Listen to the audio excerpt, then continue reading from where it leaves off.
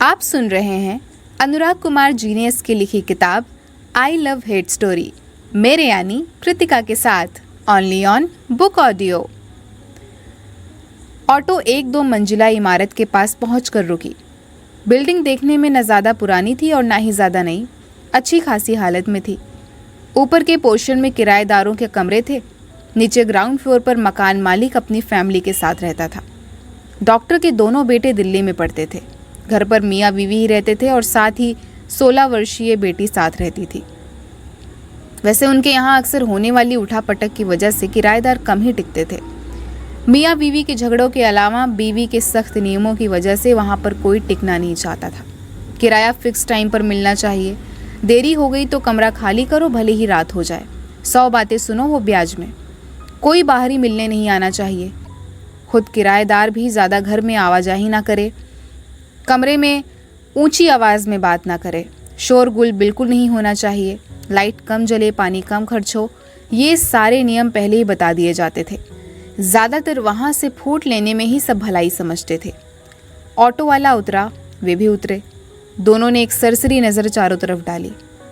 ये सामने वाली बिल्डिंग है, आओ मेरे साथ, ड्राइवर ने कहा और आगे बढ़ गया। दोनों उसके पीछे पीछे चलने लगे।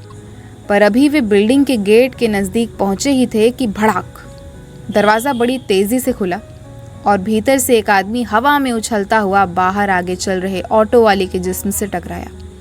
दोनों वहीं ज़मीन पर गिर पड़े। अक्षय और दीक्षा ठिठक कर पहले ही रुक गए थे। उन्होंने दरवाज़ा खुलने, हवा में लहराते आते जिस्म को पहले ही देख लिया था और फुर्ती से खुद को एक तरफ कर लिया था। पर अभी कुछ समझ पाते कि भीतर से एक सफ़ेद साड़ी में मोटी महिला, जिसके बिखरे बाल, चेहरे पर असीम गुस्सा, भयानक चुड़ैल का रूप लिए बाहर आई। हाथ में उसके जूता था। आज की लड़ाई का कारण वही था। पति ने चुपके से दारू पी ली, बीवी पर खून सवार हो गया। कई बार मना करने के बावजूद पति दारू पीने की अपनी हरकत से बाज नहीं आता। उसे दारू से बेपनाह मोहब्बत जान पड़ती थी। वह मार खाता था, गाली सुनता था, पर दारू नहीं छोड़ता था। लोग कहते हैं कि जोड़ियां स्वर्ग से बनती हैं, पर उन्हें देख के लगता था ये बात एकदम झूठी है। यहाँ उनकी जोड़ी कहीं और से बनी है।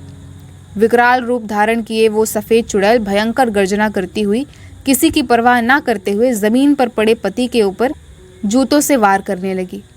ड्राइवर ने इस बार तुरंत भांप लिया खतरा। डॉक्टर को ज़मीन से उठाने में मदद कर रहा था, फौरन एक तरफ हो गया।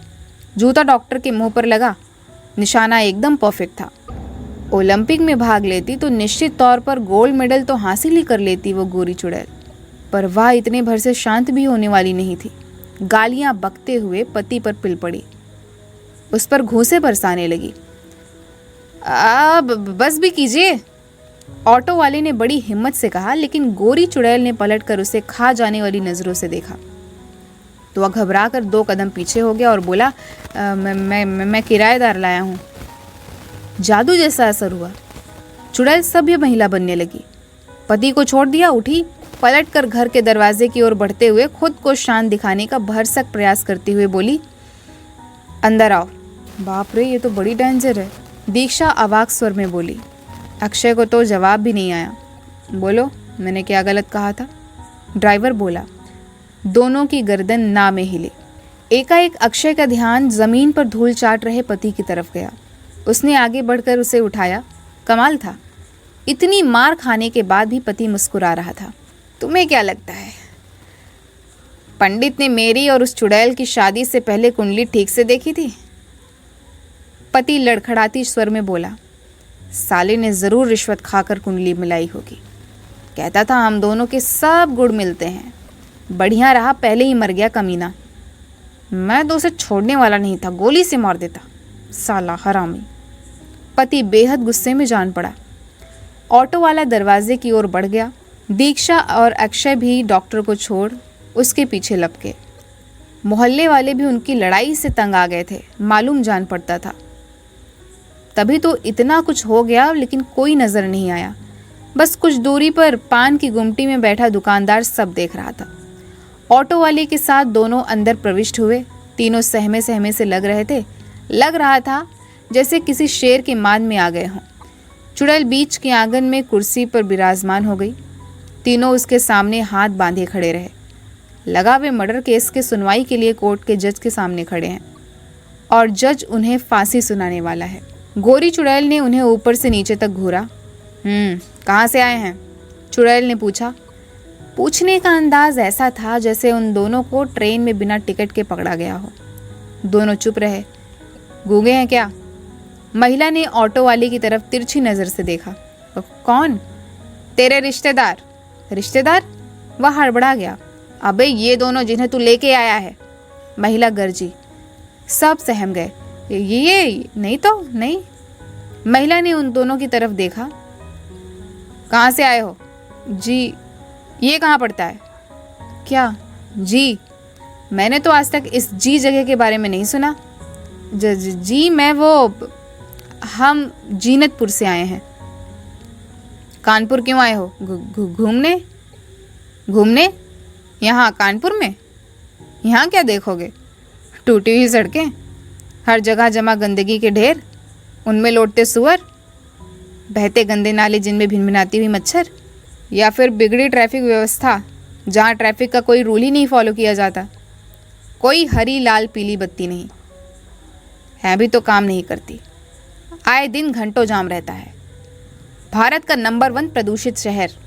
गोरी चुड़ैल को कानपुर से कोई पुरानी खुन्नस या दुश्मनी जान पड़ती थी। पल भर में उसने पूरे शहर का छीछा लेदर कर दिया। उसकी नज़र में कानपुर में और नरक में कोई फर्क नहीं है। तीनों हक्के बक्के खड़े थे। पर मुझे क्या?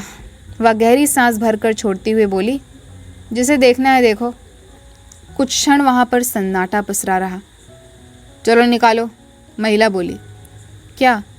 किराया और क्या? महिला ने भौहें चढ़ाई और ऑटो वाले से नाराजगी से कहा। किराया एडवांस में जमा करना पड़ेगा, तूने इन्हें बताया नहीं था? कितना किराया देना पड़ेगा ये नहीं बताया था। अक्षय बोला। 1 महीने का 1500। अक्षय ने फौरन 1500 दिए। अब उसके पास मात्र 500 ही बचे थे।